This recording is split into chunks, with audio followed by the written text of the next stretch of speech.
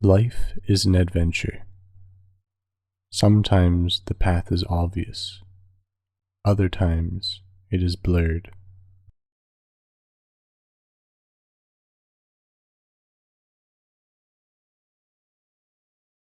Sadly, a growing number of people are losing the meaning in their adventure, and their path is becoming shrouded in darkness.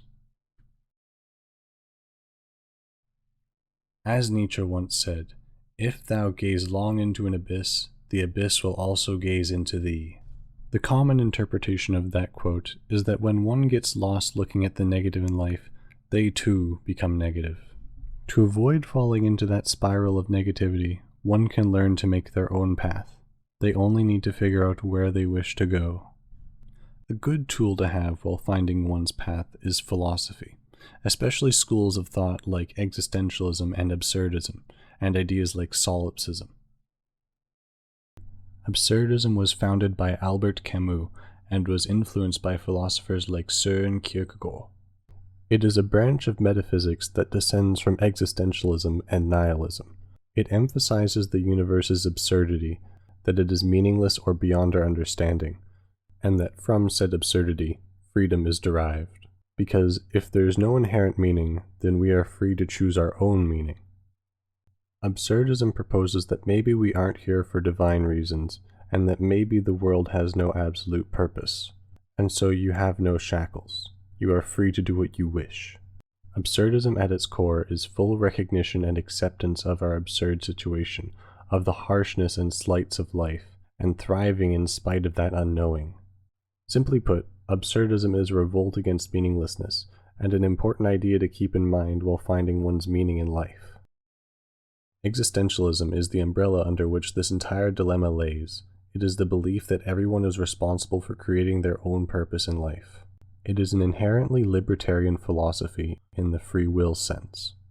Existentialism proposes that one is born a blank slate and is responsible for finding their own meaning in life. Another important value in existentialism is authenticity. This is the idea of being yourself, doing what you want to do, and not trying to conform with society. This choosing to blindly follow society is called bad faith and should be avoided, lest you needlessly confine yourself. Although it is important to keep in mind that even though you are free, ethical choices are still the most rewarding, so try not to ignore your moral compass. Overall, these principles of existentialism would serve you well while finding your meaning in life. Solipsism is the idea that you can only know that you exist because you need to exist to think. This was expressed well by René Descartes in his famous quote, "I think, therefore I am." From this idea, it can be learned that you are entirely responsible for yourself, and that you can hold yourself at a higher importance than you hold others. You are permitted, no, encouraged, to be at least a little narcissistic when it comes to your life. In this, I mean that you should use your own emotions as a metric for life. Of course, don't ignore other people's emotions, but when deciding your meaning in life, use your emotions as a tool to find what matters to you. A common emotion that people value highly is love, particularly interpersonal love like eros and storge.